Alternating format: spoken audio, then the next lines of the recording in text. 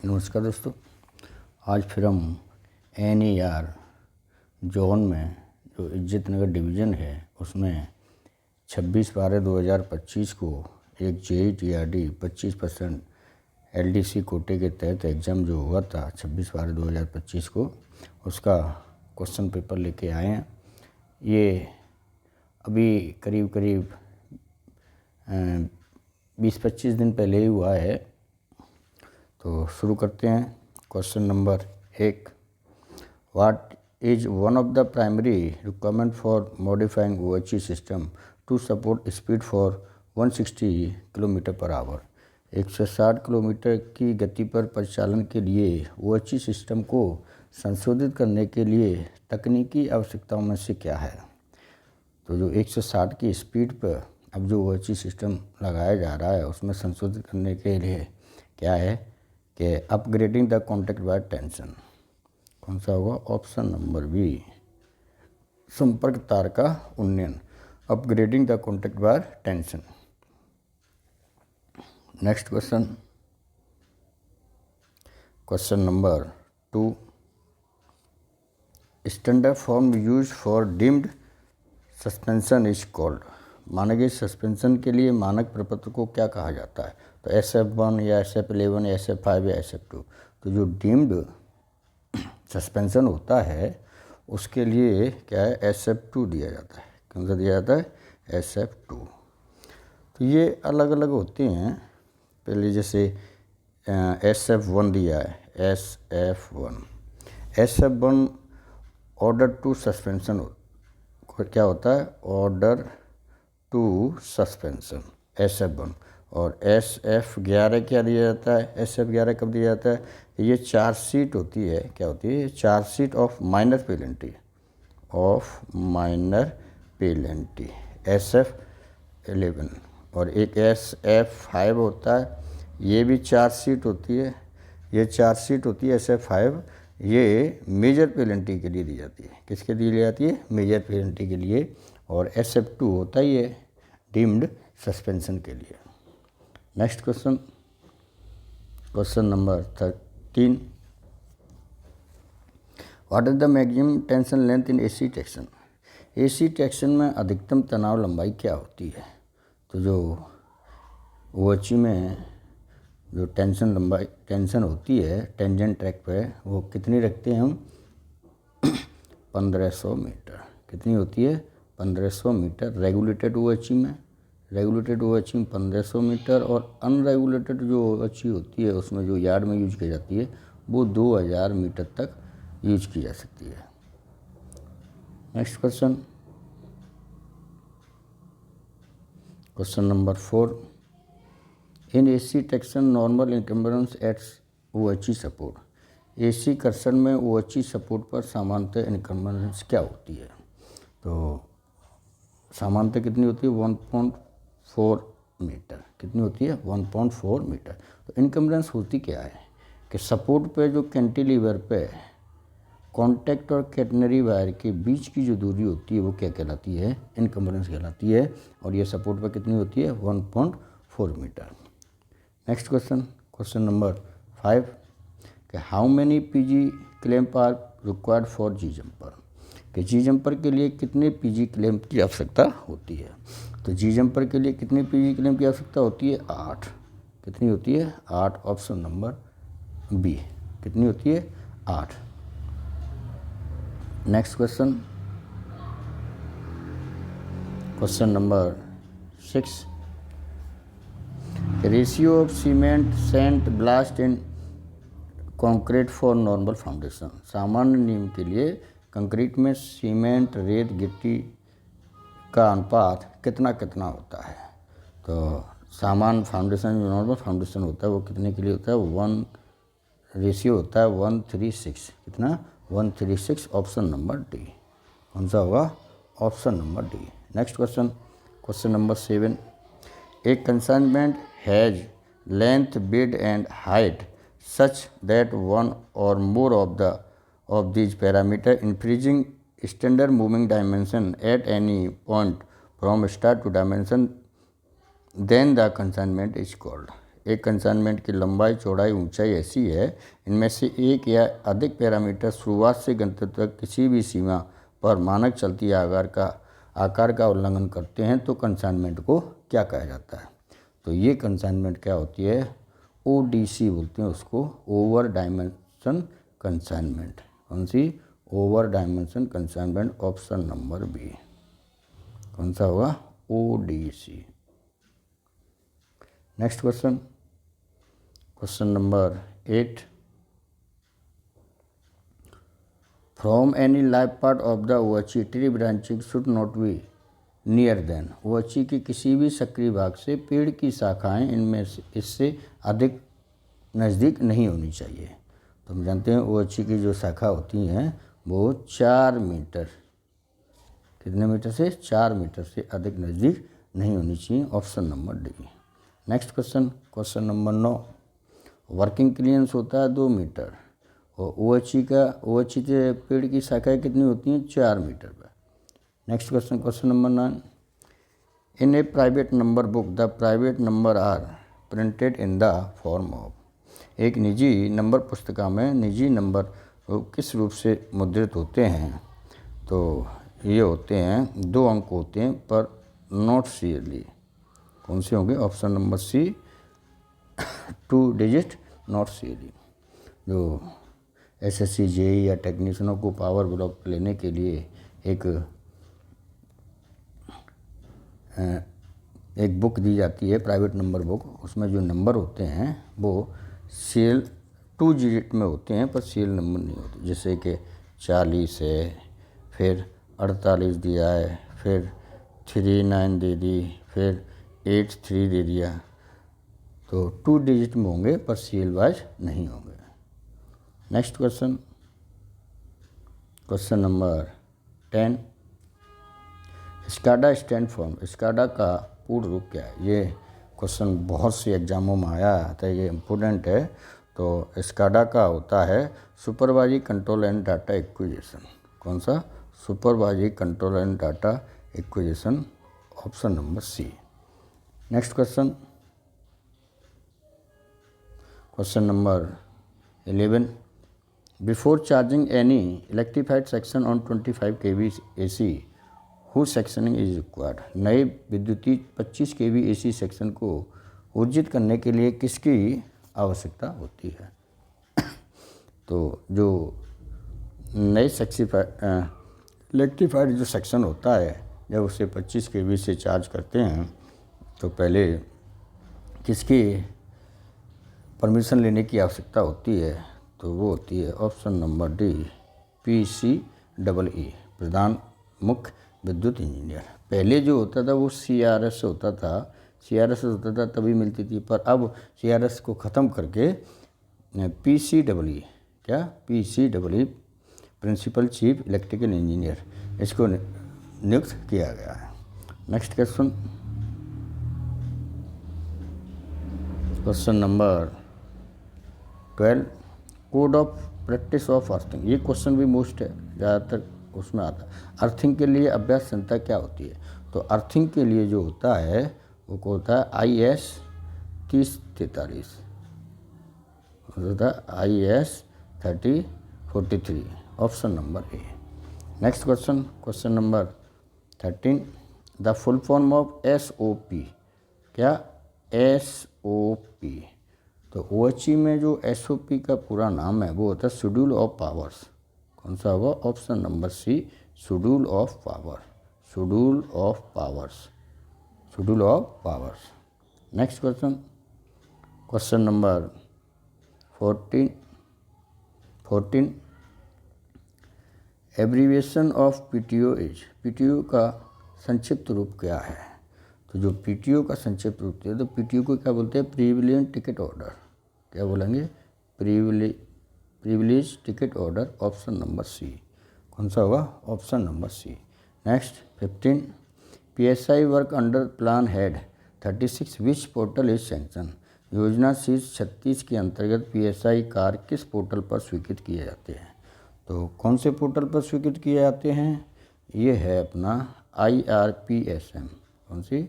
IRPSM, option number C. ये सभी अलग अलग TDMS जिसमें अपना मेंटेनेंस चढ़ाते हैं। TDMS एक ऐप है, इसमें मेंटेनेंस चढ़ाया जाता है, पेट्रोलिंग और ड्यू वगैरह पेट्रोलिंग की रिपोर्ट होती है। HRMS, ये HRMS ऐप है जो रेलवे कर्मचारियों के लिए बनाया गया है। इसमें छुट्टी और कोई भी अपना सर्विस रिकॉर्ड, मतलब एम्प्लॉय से जितने भी रिकॉर्ड होते हैं वो HRMS में। एक RESS है। रेस भी एक ऐसा ऐप है जिसमें कि हम अपने पे स्लिप वगैरह, छुट्टी वगैरह ये सब दे सकते हैं। तो PSI के अंतर्गत जो प्लान 36 है वो किस पे स्वीकृत किया जाए? IRPSM, option number C. Next question, question number 16। Vigilance awareness week is observe every year to commemorate the birth of. किसके जन्मदिन के स्मरण पर प्रत्येक वर्ष जागरूकता सप्ताह मनाया जाता है? तो किसके मनाया जाता है? ये होता है सरदार वल्लभ भाई पटेल, ऑप्शन नंबर है। सरदार वल्लभ भाई पटेल के जन्मदिन पर हम क्या मनाते हैं? सतर्कता जागरूकता सप्ताह मनाया जाता है। Next question 17। Which train is also known as train 18। ये क्वेश्चन भी मोस्ट है, ज़्यादातर क्वेश्चनों में आता है कि ट्रेन 18 को कौन सी ट्रेन को ट्रेन 18 के नाम से भी जाना जाता है? तो वो होती है वंदे भारत। कौन सी? वंदे भारत, ऑप्शन नंबर सी। वंदे भारत ट्रेन को हम ट्रेन 18 के नाम से भी जानते हैं। Next question, question number 18। Full form of IREPS। IREPS का पूर्ण रूप क्या है? तो IREPS ये होता है इंडियन रेलवे प्रोक्यूरमेंट सिस्टम। कौन सा? Indian railway procurement system, option number A. Next question, question number 19। TDMS stand for, ये भी मोस्ट है, ये भी ज़्यादातर आता है फुल फॉर्म। TDMS का पूरा नाम क्या है? तो TDMS को क्या बोलते हैं? Traction distribution management system. कौन सा? Traction distribution management system, TDMS, option number C. कौन सा होगा? Option number C. Next question, question number 20। कौन सा? Question number 20। DGA test is performed by. DGA test परीक्षण किसके द्वारा किया जाता है? तो जो DGA टेस्ट होता है किसके द्वारा किया जाता है? Gas chromatography. कौन सी? गैस क्रोमेटोग्राफी के द्वारा DGA टेस्ट किया जाता है। तो ट्रांसफार्मर जो TSS में लगे होते हैं उसमें DGA टेस्ट किया जाता है किसके द्वारा? Gas chromatography. DGA होता है डिजोल्व गैस एनालिसिस। कौन सा? Dissolve gas analysis. Next question, question number 21। Fire involving liquid combusted material of organic natural are classified under class of fire. आग में शामिल जलीय ज्वलनशील सामग्री को आग की किस श्रेणी में वर्गीकृत किया गया है? तो किस श्रेणी में वर्गीकृत? लिक्विड जो है, लिक्विड ज्वलनशील पदार्थ जो होते हैं वो किस श्रेणी में? ऑप्शन नंबर बी में। किस में? बी श्रेणी में। कौन सी श्रेणी में? बी श्रेणी में। तो अलग अलग श्रेणी होती हैं, जैसे एक क्लास कौन होती है? एक क्लास श्रेणी में क्या आते हैं? ठोस ज्वलनशील पदार्थ आते हैं। ठोस ज्वलनशील पदार्थ। अब ठोस ज्वलनशील पदार्थ कौन से होते हैं? जैसे लकड़ी है, कोयला है, पेपर है या प्लास्टिक है, ये एक क्लास में आएंगे। अब बी क्लास में कौन से आते हैं? बी में आते हैं लिक्विड वाले द्रव ज्वलनशील पदार्थ। कौन से? लिक्विड जैसे पेट्रोल है, पेट्रोल, डीजल और केरोसिन। जो लिक्विड होंगे वो बी में आएंगे। और एक होता है सी क्लास। सी क्लास में क्या आता है कि इलेक्ट्रिकल फायर। कौन सी? इलेक्ट्रिकल फायर इलेक्ट्रिकल फायर जो होती है वो सी क्लास में आती है। और एक आती है डी क्लास। कौन सी? D class. डी क्लास में होता है मेटल या केमिकल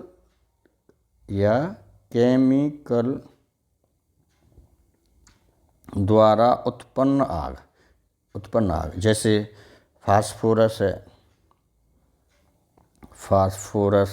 या फिर सोडियम। कौन सा? सोडियम। तो 3 क्लास के हुए। कौन से? सबसे पहले ए क्लास। ए क्लास में क्या आता है कि ठोस ज्वलनशील पदार्थ होंगे, जैसे लकड़ी होगा, कोयला होगा, पेपर, प्लास्टिक होगा। दूसरा होता है बी क्लास। बी क्लास में लिक्विड ज्वलनशील पदार्थ आते हैं, जैसे पेट्रोल है, डीजल है, केरोसिन है। सी क्लास में इलेक्ट्रिकल फायर आती हैं। कौन सी? Electrical fire. और डी क्लास में क्या आते हैं? मेटल या फिर केमिकल द्वारा उत्पन्न आग, जैसे फास्फोरस या फिर सोडियम। तो नेक्स्ट क्वेश्चन नंबर 22 कि name the instrument use for measurement polarisation ratio. Polarisation ratio नापने के लिए उपयोग किए जाने वाला यंत्र कौन सा है? तो पोलराइजेशन के लिए किसके उपयोग करते हैं? मेगर का। किसका उपयोग करते हैं? मेगर का। पीआई जो नापते हैं पोलराइजेशन, जो वो किसके द्वारा नापा जाता है? मेगर के द्वारा। नेक्स्ट क्वेश्चन नंबर 23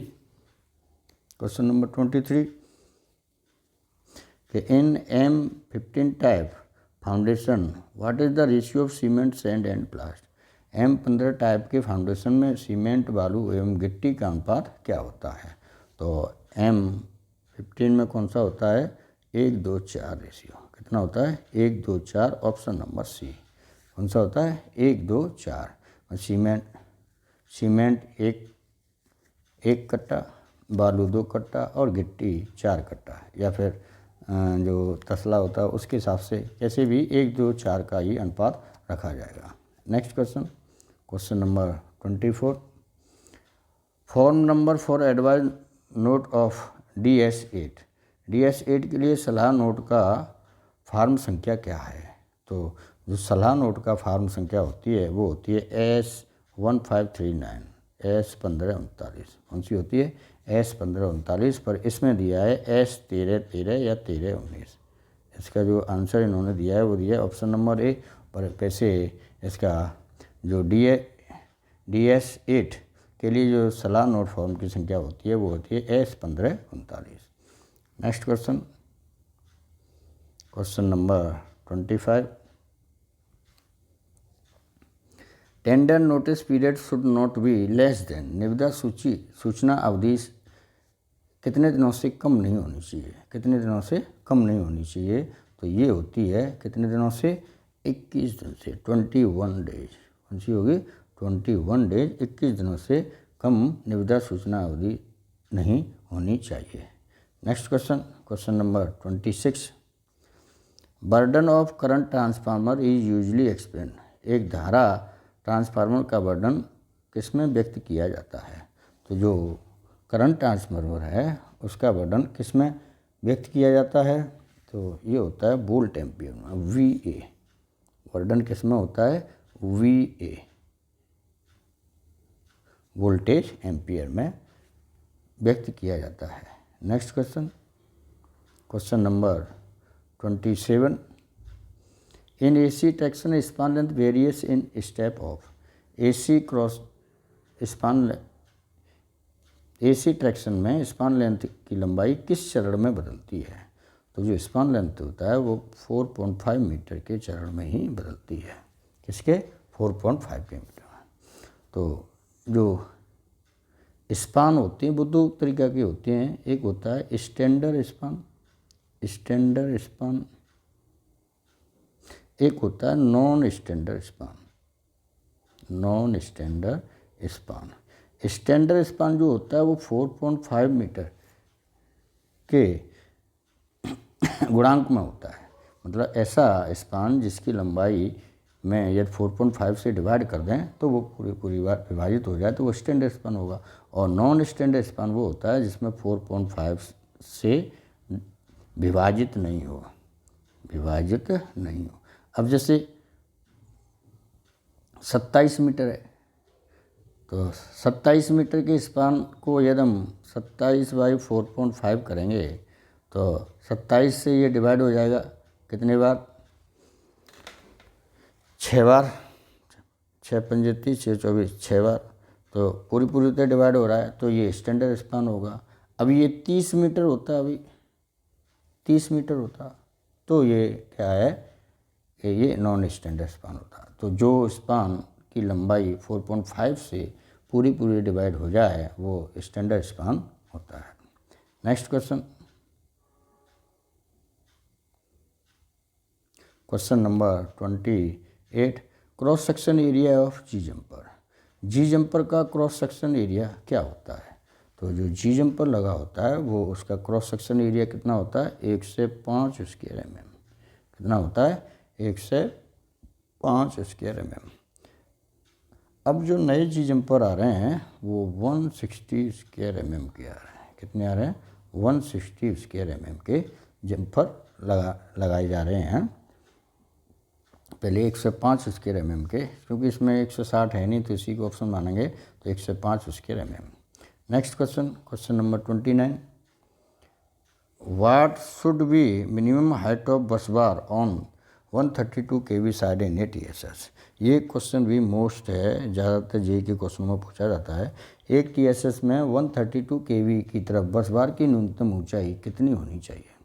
तो TSS में 132 kV साइड में जो बस बार होती है उसकी कितनी ऊंचाई रखी जाती है? ये होती है 4600 mm, 4600 mm। कितने? 4600 mm।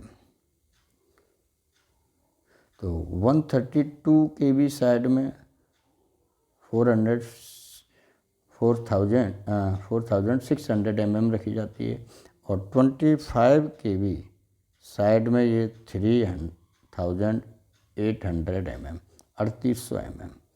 25 kV साइड में 3800 mm, और 132 kV साइड में कितनी रखी जाती है? 4600 mm।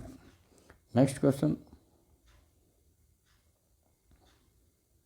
Question number 30, fire due to petrol comes under which the fire class. Petrol द्वारा लगी हुई आग किस फायर क्लास के अंतर्गत है? तो ये वाला क्वेश्चन मैंने अभी ऊपर बताया था कि जो लिक्विड ज्वलनशील पदार्थ होते हैं वो कौन सी क्लास में आते हैं? क्लास बी में। कौन सी में आते हैं? क्लास बी में। तो ऑप्शन नंबर कौन सा होगा? ए। कौन सा होगा? Option number A. तो दोस्तों आज हमने NER जोन में जो गोरखपुर बोर्ड है उसके इज्जतनगर डिवीज़न में 26/12/2025 को एक JEE TRE का 25% LDC कोटा के तहत जो एग्ज़ाम हुआ था उसके पार्ट 1 में क्वेश्चन नंबर 1 से लेकर 30 तक के क्वेश्चनों के बारे में चर्चा की। आशा करता हूँ वीडियो आपको पसंद आया होगा। यदि वीडियो पसंद आया तो मेरे चैनल को लाइक और सब्सक्राइब करें।